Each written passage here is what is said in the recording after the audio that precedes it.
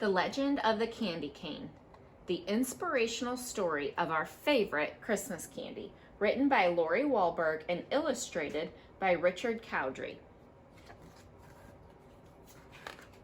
I love candy canes. I love everything peppermint flavored. Peppermint coffee, peppermint chocolates, peppermint hot cocoa, peppermint candy canes. One dreary evening in the depths of November, a stranger rode into town. He stopped his horse in front of a lonely storefront. The windows were boarded shut and the door was locked fast. But the man looked at it, smiled, and said, "It will do."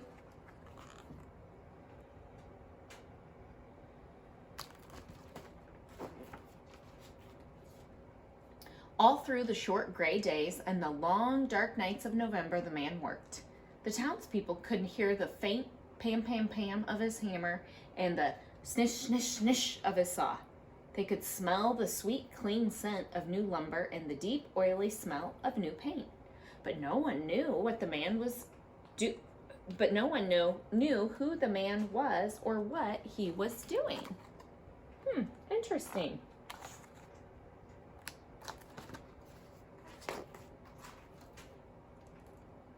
The mayor hoped the man was a doctor to heal his illness. The young wives hoped he was a tailor to make beautiful dresses. The farmers hoped he was a trader to exchange their grain for goods. But the children had the strongest, deepest wish of all. A wish they did not even tell their parents. A deep, quiet, secret wish that none of them said out loud. No one spoke to the man. No one asked if he needed help. They just waited and watched and wondered and wished.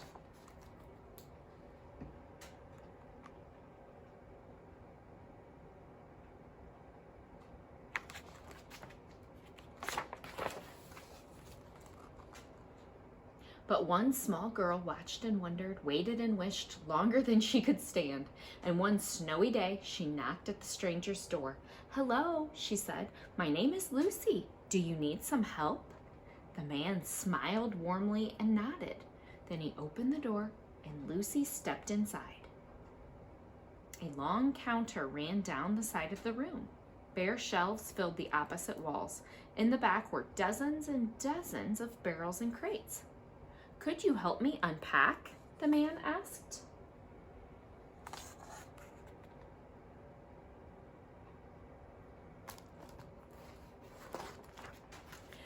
Lucy's heart sank at the sight of all the boxes. What if they were only barrels of nails and bags of flour? But she removed her dripping boots and hung her coat on a peg. On stocking feet, she crossed through the wooden floor and knelt beside a crate. "Please open it," the man urged. Slowly, Lucy put her hand into the box and pulled out an object wrapped in tissue. Round and heavy, it almost slipped through her fingers. Lucy trembled a little as she unwrapped it. What are these things?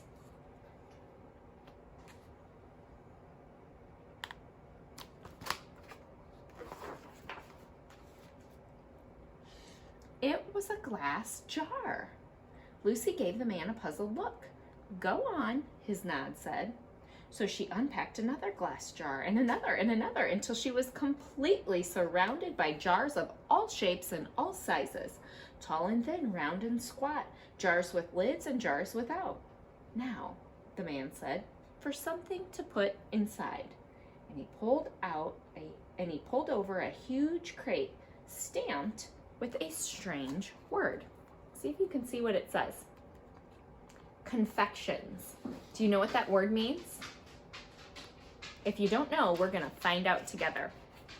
Do you have any guesses? Sonneman's Candy Store. See the sign? As Lucy unpacked, her eyes lit up. It was candy, her favorite candy, gumdrops. "Try some," the man said. She popped one in her mouth. Now she could hardly unwrap fast enough. Peppermint sticks, taffy, lollipops, chewing gum. Wide-eyed, she looked at the man. "We wished," Lucy said. Yes, I know, said the man, and here it is. Welcome to Sonneman's Candy Store. I am John Sonneman.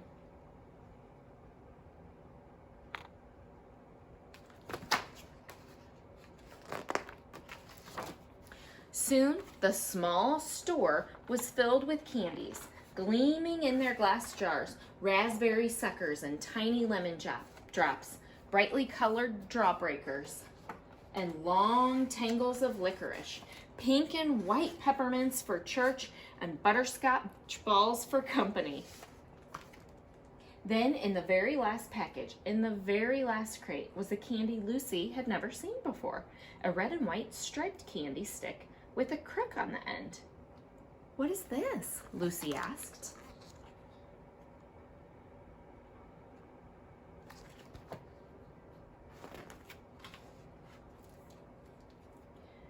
This, Mr. Sonneman explained, is a candy cane.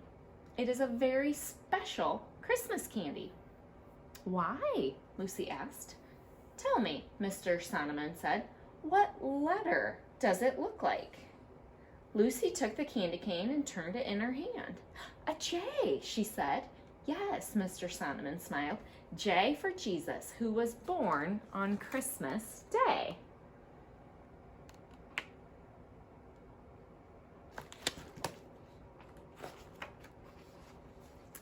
Now turn it back over. What does it remind you of? Lucy turned the cane in her hand. She peered down intently. I know, she said finally. It's like a shepherd's staff. Who were the first to find out about Jesus' birth? Mr. Sonneman asked. Shepherds in the field, Lucy answered, watching over their flocks at night. She was right. So it's a J for Jesus and it's a shepherd's staff.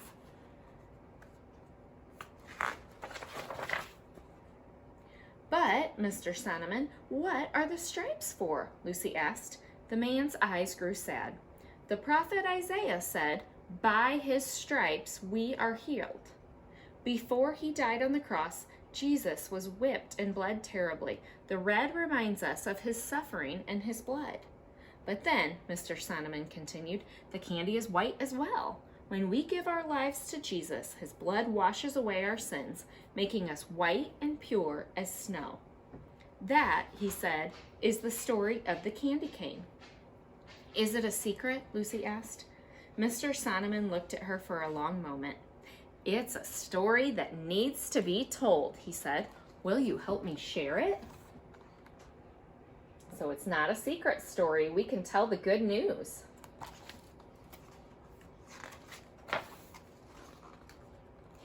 It was now the depths of December. The town was whipped round by blizzard winds.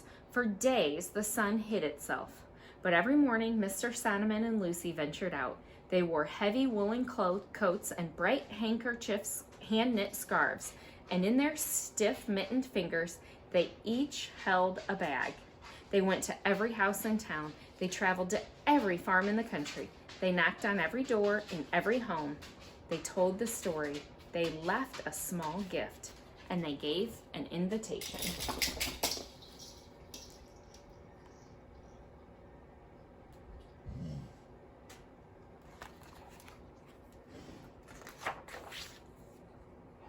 On the afternoon of Christmas Eve, the sun finally broke through the clouds, and Sonneman's candy store officially opened.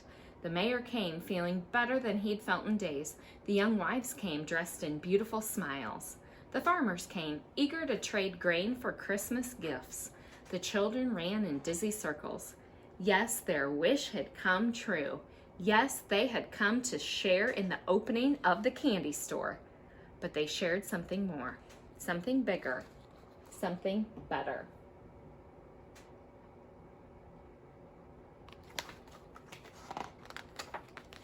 On that Christmas Eve, they shared the story of the candy cane. They told the miracle of Christ's birth, the misery of his death, and the mercy of his love.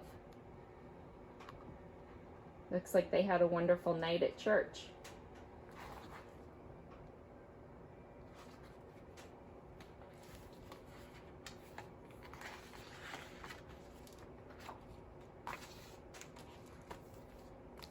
I hope you guys enjoyed the story of the candy cane.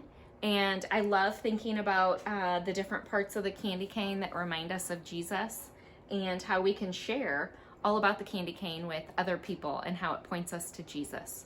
I hope you have a Merry Christmas. Have a great night.